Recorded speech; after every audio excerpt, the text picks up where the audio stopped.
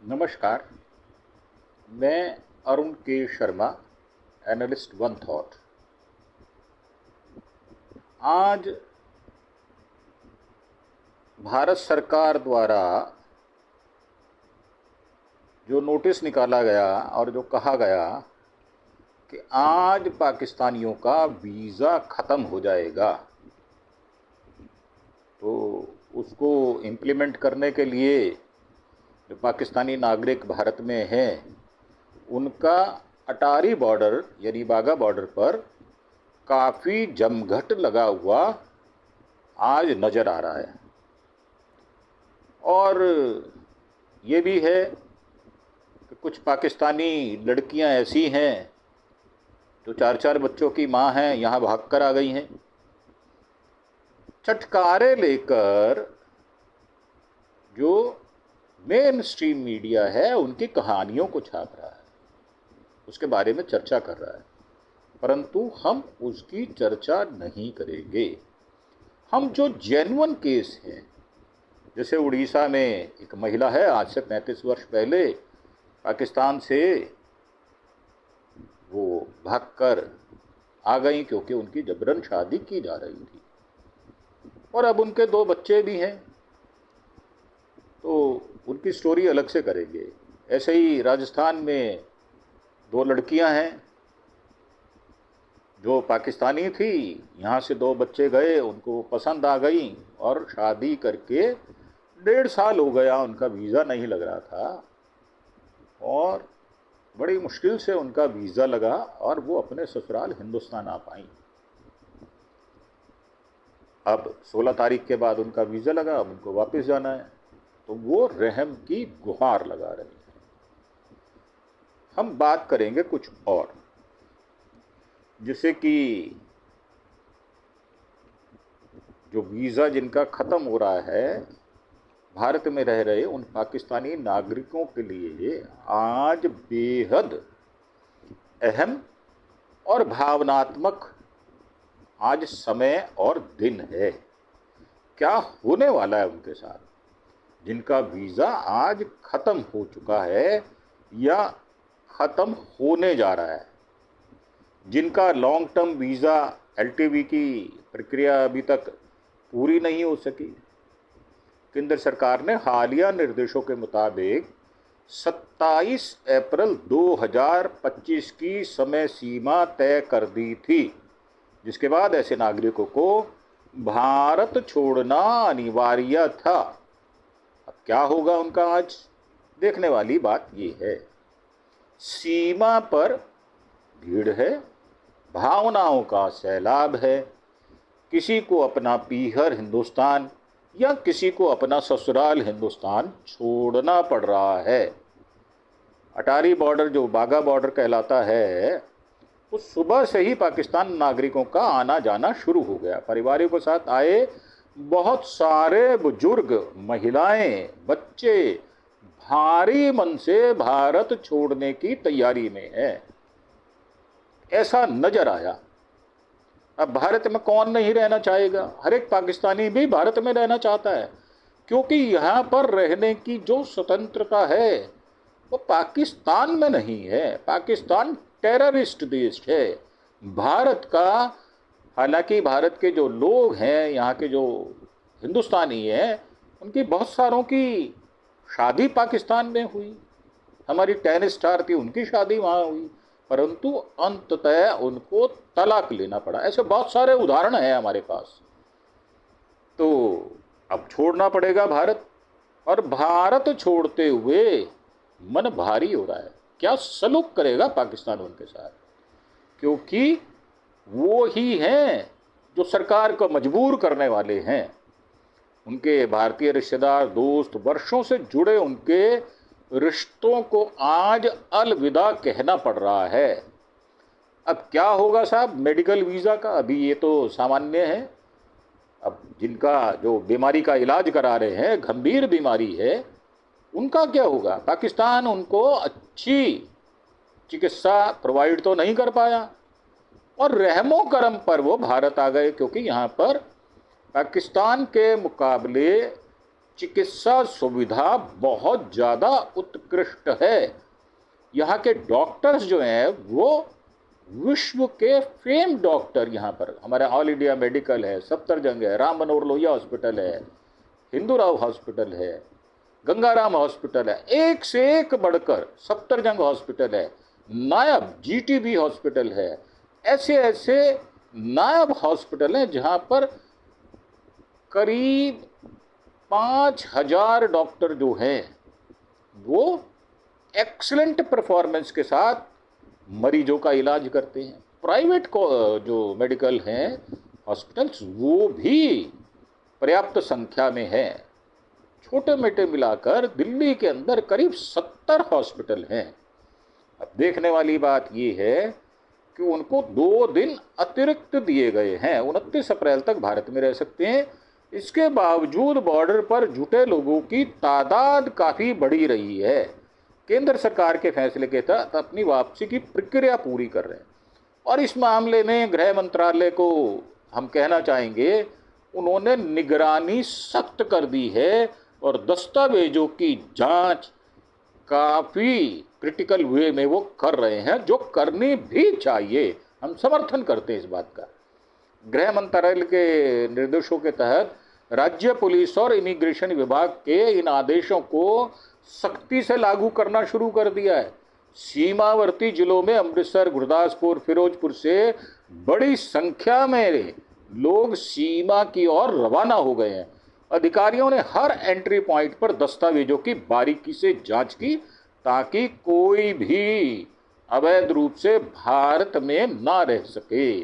आप देखें, आतंकवादियों ने 2 देशों के बीच में ऐसी कड़वाहट, ऐसी उनकी दुश्मनी है वो पैदा कर दी और मानवता को शर्मसार करने वाली पर्यटकों को मारकर उन्होंने एक ऐसी घटना को जन्म दे दिया जो विश्व में इकलौती है। क्या कहें उनके बारे में। आतंकवादी अगर किसी ऐसे व्यक्ति जो आक्रोश से भरा होता है अगर उसके हत्थे चढ़ जाएं तो सही भारतीय होगा तो उनकी बोटी बोटी नोच देगा। जिस प्रकार का भीषण कृत्य उसने किया है उन 5 लोगों ने, 7 लोगों ने, 26 जिंदगियां नहीं, 26 परिवार नहीं, 26,000 परिवार नहीं, 26 लाख नहीं, 26 करोड़ परिवारों को सख्ते में ला दिया। ऐसे जो नरपिशाच हैं उनकी सजा क्या होनी चाहिए एक हिंदुस्तानी के नाते हम समझ सकते हैं। शनिवार को सीमा से लौटते कुछ नागरिकों ने मीडिया से बात करते हुए भारत में उनका जीवन बस गया था, यही रिश्तेदार हैं, दोस्तों से नाता है, लेकिन अब मजबूरी में वापसी करनी पड़ रही है। करनी पड़ेगी भाई साहब।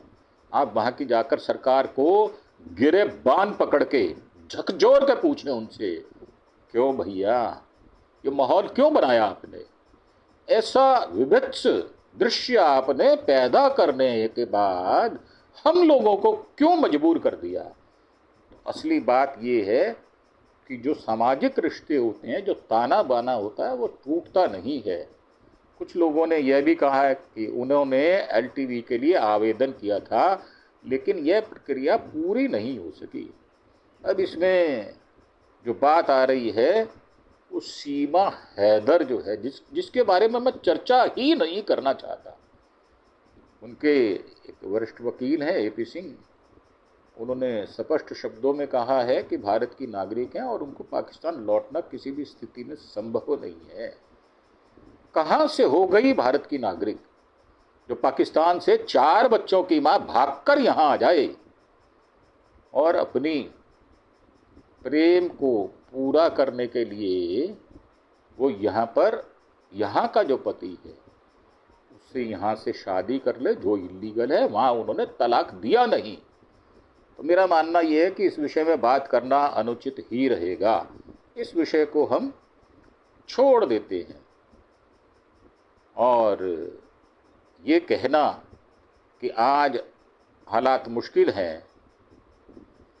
तो बात ये पाकिस्तान के जो मुअज़्ज़िज़ आदमी हैं उनको भी समझना होगा। जैसे कि बिलावल भुट्टो हैं। अब उनका कहना है कि दरिया में खून बहेगा।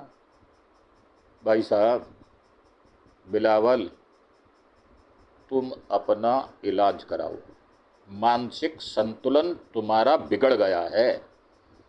पागलों से बदतर हालत हो गई है तुम्हारी। तुम भुट्टो हो और तुम्हारे नाना को इसी पाकिस्तान ने फांसी पर चढ़ा दिया था। तुम्हारी मां का शरीर छलनी कर दिया था गोलियों से। तुम वही हो। और मेरा मानना ये है, अगर कोई इस तरह का सिरफिरा बयान देगा तो हम उनकी कड़े शब्दों में निंदा भी करेंगे और भत्सना भी करेंगे।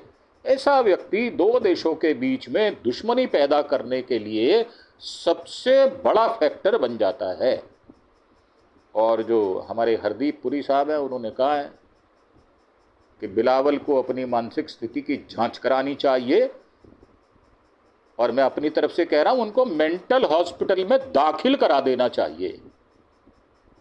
उन्होंने कहा कि जिस तरह की भाषा का वो प्रयोग कर रहे हैं वो बेहद खतरनाक है, गैर जिम्मेदाराना है। अब भारत सहन नहीं करेगा, भारत इसका जवाब अवश्य देगा। बिलावल भुट्टो का दावा है और उग्र लहजा है। पाकिस्तान के सूकुर के एक जनसभा को संबोधित करते हुए उन्होंने कहा, एक सूकुर की ही महिला है जो उड़ीसा में है, 35 वर्ष से यहाँ पर हैं, शादी कर ली, उनको भी नोटिस मिला है। तो ऐसे लोग जो दो देशों को फाड़ दें, ऐसे लोगों को कभी भी केंद्रीय राजनीति में लाना, ये वहाँ की जनता उस देश के लिए जहर का काम करती है, ऐसा मेरा मानना है। पीयूष गोयल हैं, उन्होंने भी बिलावल की निंदा की है और ये कहा है कि ऐसे नेता का दुनिया में होना दुर्भाग्यपूर्ण है। मैं तो कहता हूं कि मानवता के लिए दुर्भाग्यपूर्ण है। ऐसे व्यक्ति को अलग थलग कर देना चाहिए।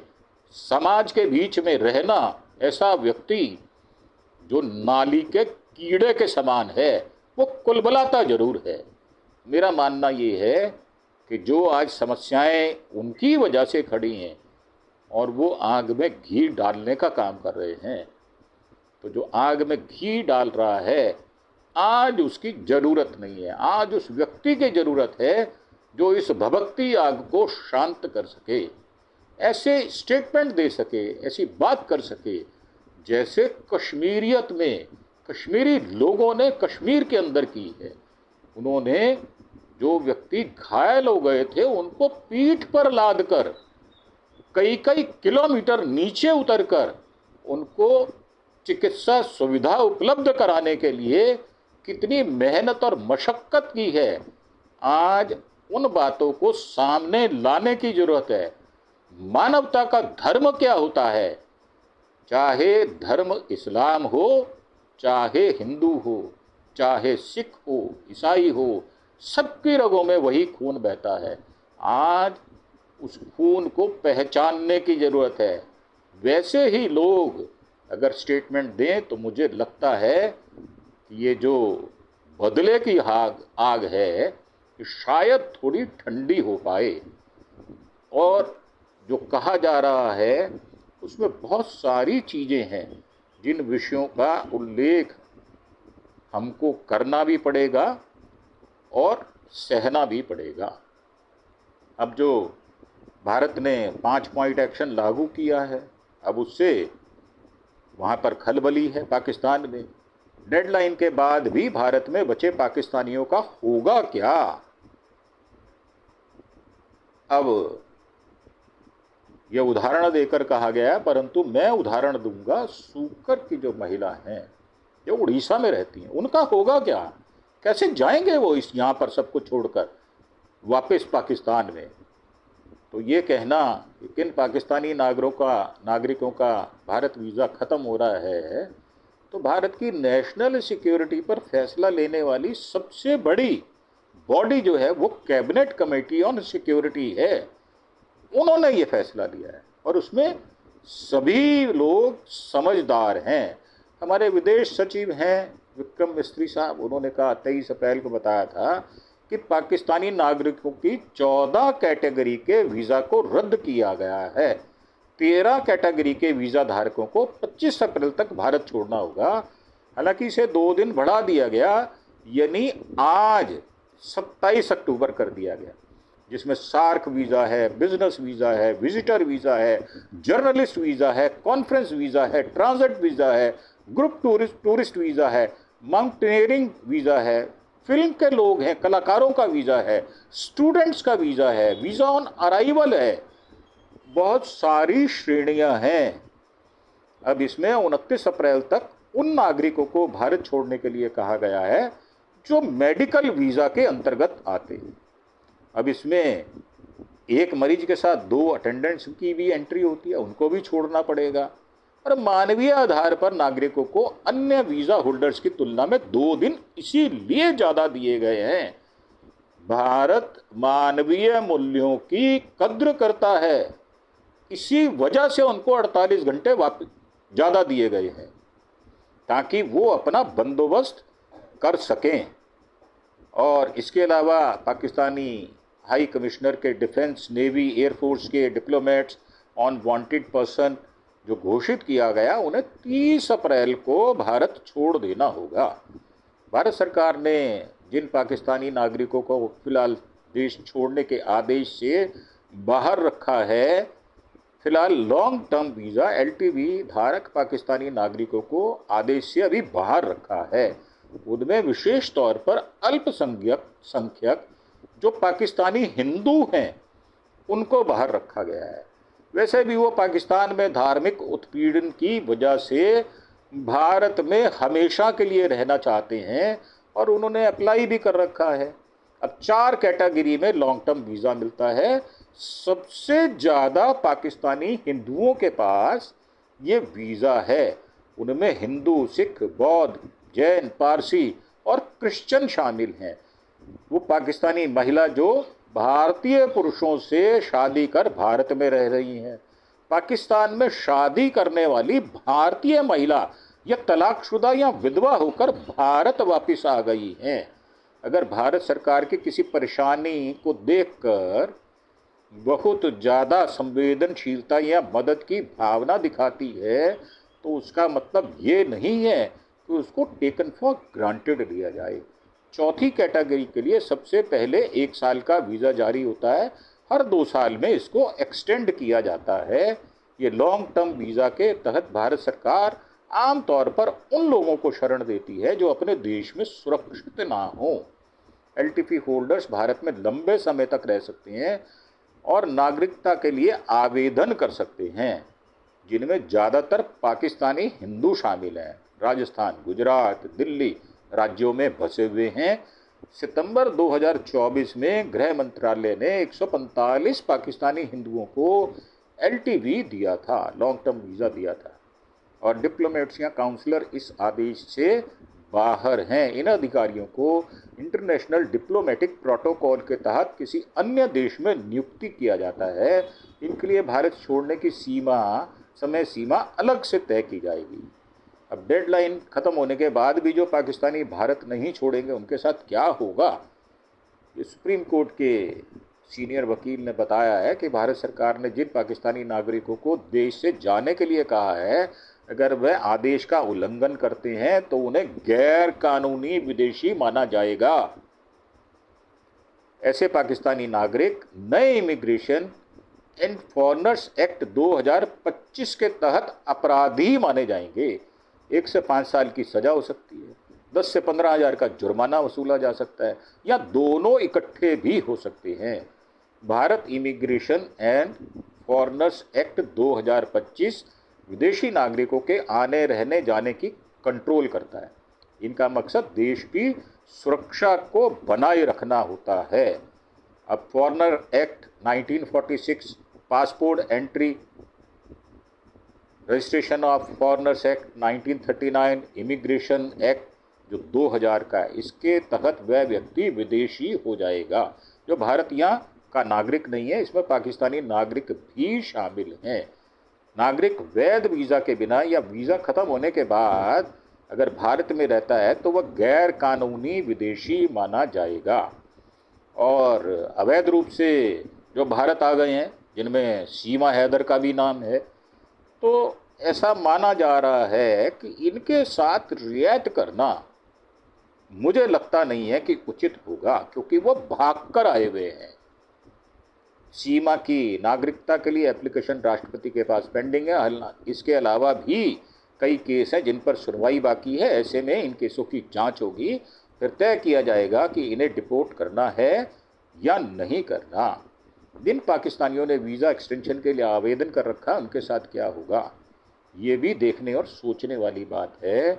जैसे आवेदनों का कोई मतलब नहीं होगा, एक बार रद्द हुआ वीज़ा एक्सटेंड नहीं हो सकता।